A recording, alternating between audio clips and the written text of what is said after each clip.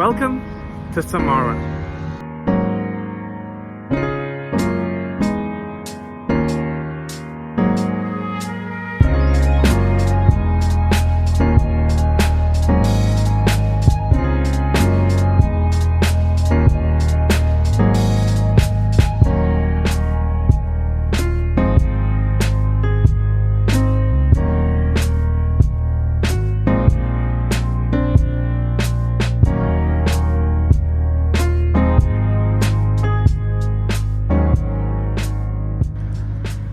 What's up guys, welcome to another video. Today I'm in the city of Samara. With over 1 million people, Samara is one of the 10 biggest cities here in Russia and lies at the confluence of the rivers Volga and Samara. This city was also the host of FIFA World Cup 2018.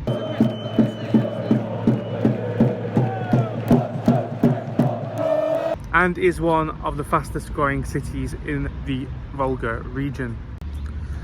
Samara was founded in the year 1586 as a fortress on the river Volga. During the Soviet Union, this city was renamed to Kubishev and was a closed city, meaning no foreigners could enter, nobody could enter without express permission. That means this city was only filled with the locals who lived here and nobody else, which means it had absolutely zero tourist infrastructure or anything like that. But following the fall of the Soviet Union, this place opened up to visitors and it is growing as a place that people might come and visit.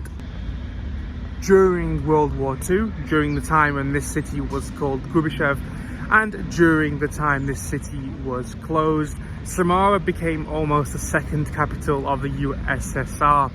That's because it was very far from the front lines and lots of the government agencies based in Moscow were moved here to safety away from the German invaders.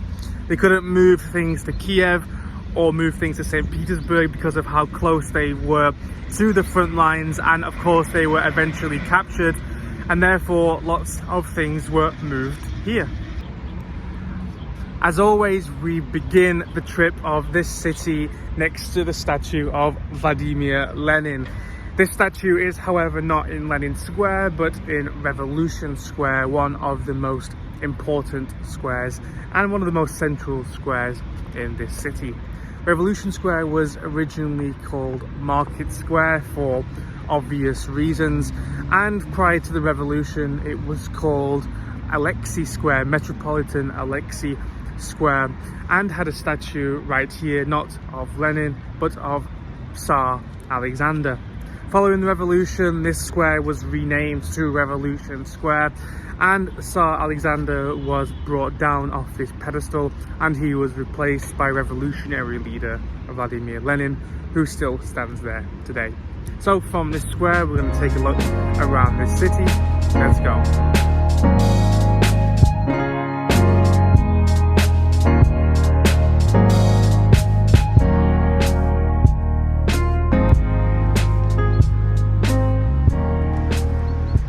My favourite part of Samara is the Embankment, and here you see behind me the huge river Volga and even a beach.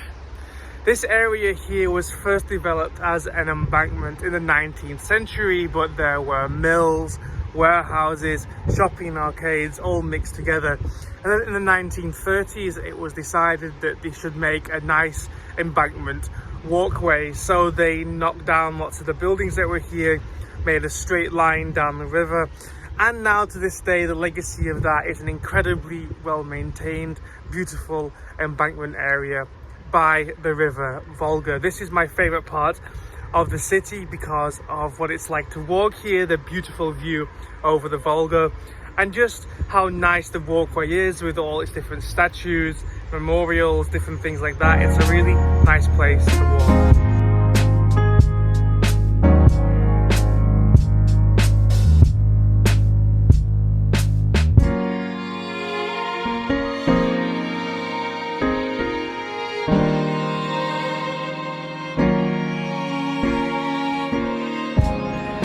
This street behind me is Leningradskaya Street. It's the main pedestrian street here in the center of Samara. Over the years, this street has had many different names, 4 or 5, including Senaya, Shlebnaya and Panska. And nowadays, it's a really nice shopping street with cafes and restaurants. And it's called Leningrad Street after Leningrad, the name of St. Petersburg back in the Soviet Union. And actually, it reminds me a little bit of some streets on Vasilevsky Island in St. Petersburg. That same kind of walkway, the same kind of lines they have there, with the coffee shops and places to go and relax. This street here in Samara is also a little bit like the Samara version of Arbat, if you look at the shops down here and what they're selling. But I have to say, there's some very unique old buildings and it's a very nice place to come and have a little walk.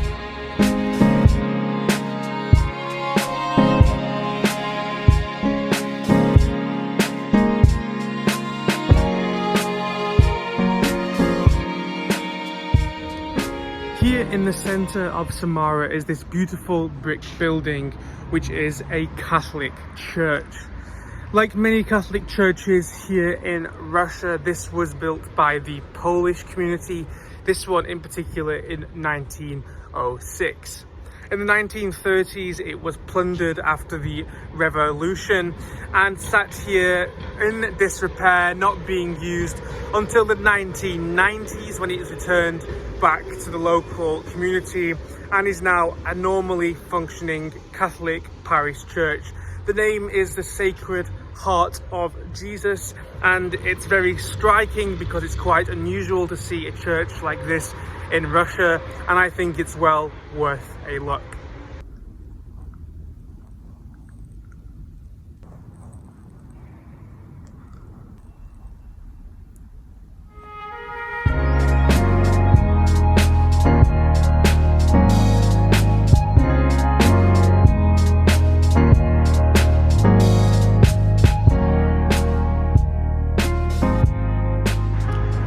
Behind me here is the only literary museum here in Samara. It's the old house of writer Alexi Tolstoy, who is from this region and often came here during the 19th century to visit his family. This house here was owned by his stepfather. He is very popular, very famous here in this city, and because of him, this house is now maintained in its 19th century style, and you can go visit it and see what life was like for him, the people who lived in this house, and read things about his life and his work. And it's right here on Frunze Street next to the Catholic Church.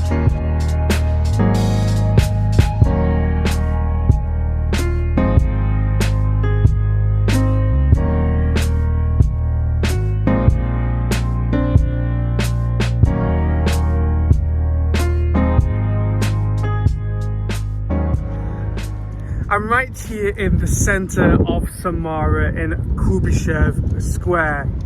Kubishev Square is the biggest square in Samara, the biggest square in Russia, and actually the biggest square in the whole of Europe. It has 17.4 hectares, making it far bigger than Red Square in Moscow.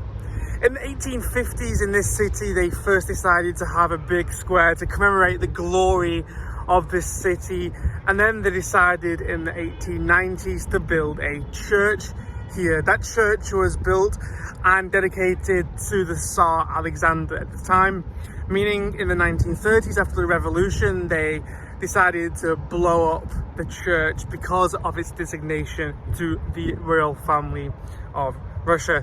In its place they built a house of culture also in the 1930s. The two main things on Kubishev Square are this, the huge statue to Valerian Kubishev, the Soviet politician after which this square and this city was named, as well as behind me the theatre, the opera and ballet theatre built in 1931, which has hosted a succession of incredibly famous musicians, orchestras and opera singers.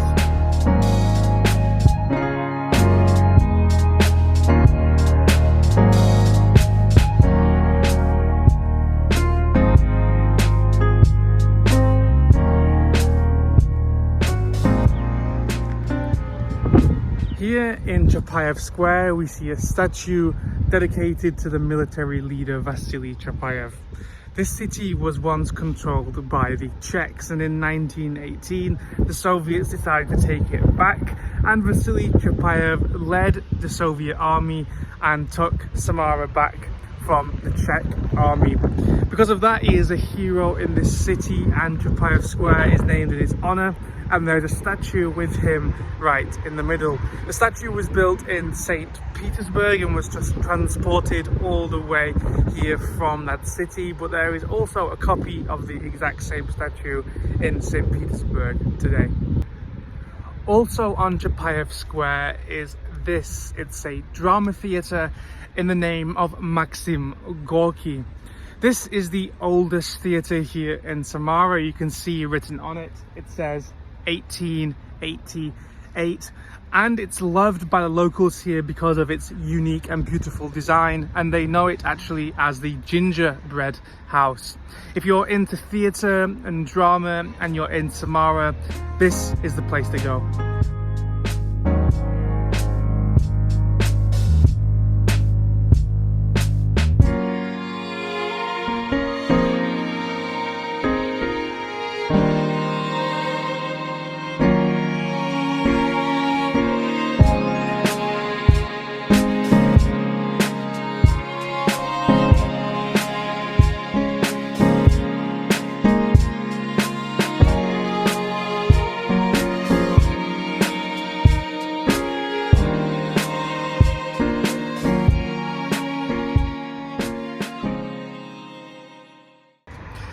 Behind me here is the local Academy of Sciences, but the most interesting thing is below this building.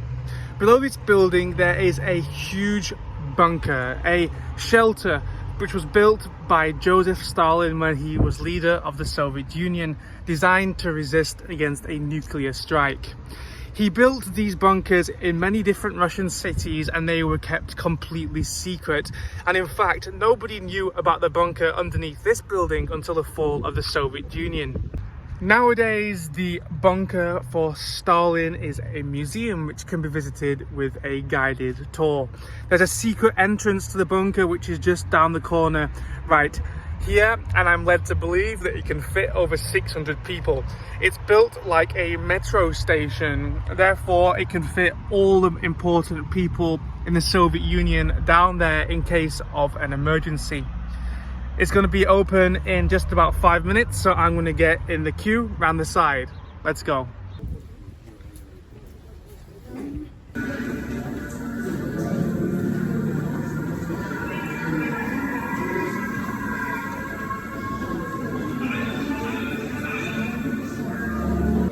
На 3 стендах расскажу о тех значимых событиях нашего города того нелегкого периода. Пожалуйста, внимание на этот стенд. Часть данного парада.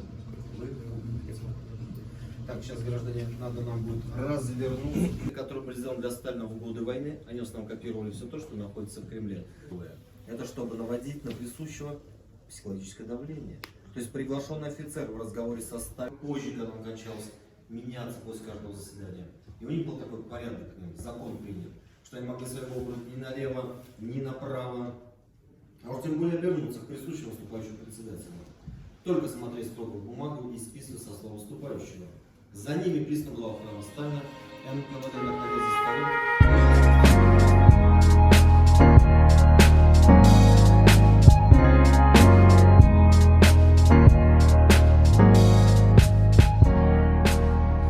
Behind me is the Samara Iverskaya Women's Monastery. Built here in 1850, it's one of the largest monasteries in the Volga region. It has the only remaining graveyard from pre-revolutionary Samara and has a lot of history. During the Soviet Union, this monastery was decommissioned and was actually used as housing for people who worked at the Samara Jiguli brewery, the beer brewery. Nowadays, it's back in the hands of the monastery and is fully functioning and is definitely worth a visit.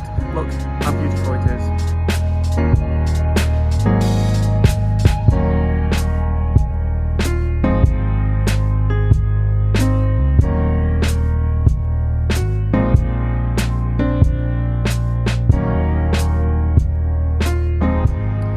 Behind me here is Glory Square.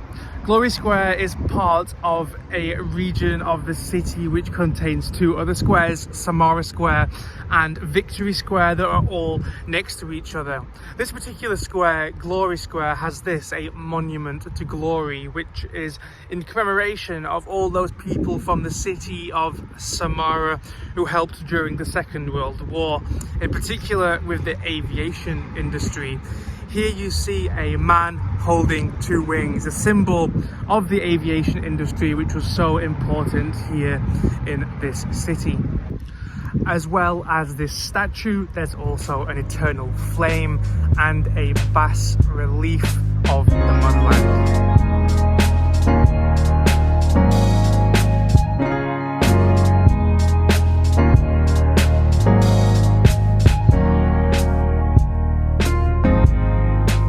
Also in the Square of Glory is this St. George's Church, as you can see right behind me. Built in 2004, it's made out of white marble and has a really great view over the River Volga. It has 5 domes on top of it, one big one in the middle, and 4 representing Mark, Matthew, Luke and John. There used to be a much older church in its place in the 20th century, but it was knocked down, and this is the beautiful replacement, and it actually looks a lot older than it is. The white marble and the way it's built give it a really nice feeling. I like the church a lot.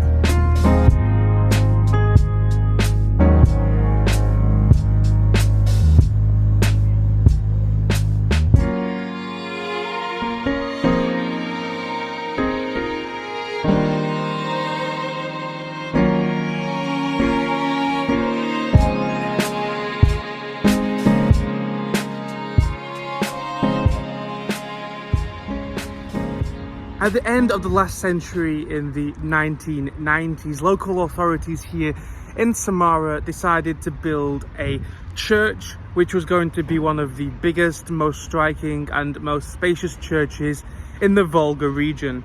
They ended up building this, the St. Cyril and Methodius church. This church was completed in 2004, even though services actually started here in 1995. And it's certainly one of the most striking churches I've seen to be on the outskirts of a city rather than in the centre.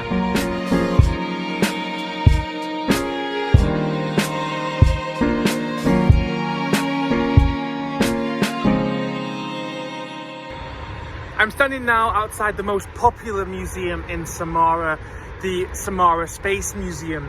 Samara Space Museum has in front of it, you see a huge Soyuz rocket. This was the type of rocket which sent Yuri Gagarin to space to be the first man in space. And these rockets were produced here in Samara. From the 50s, the space industry relied on Samara as a closed city to be a place to produce these space rockets. And it's an immense source of pride for the people here in Samara. And because of that, they have a space museum. The rocket was placed outside the museum here in 2001 on the anniversary of Gagarin's flight, and it's visible from all of these different apartment buildings. What a wonderful and unique view to have from your apartment. As well as the rocket, there's also a statue here. This is of Kozlov. He was one of the main engineers, one of the main constructors of the space program, and he is from this city and is a great hero of this city.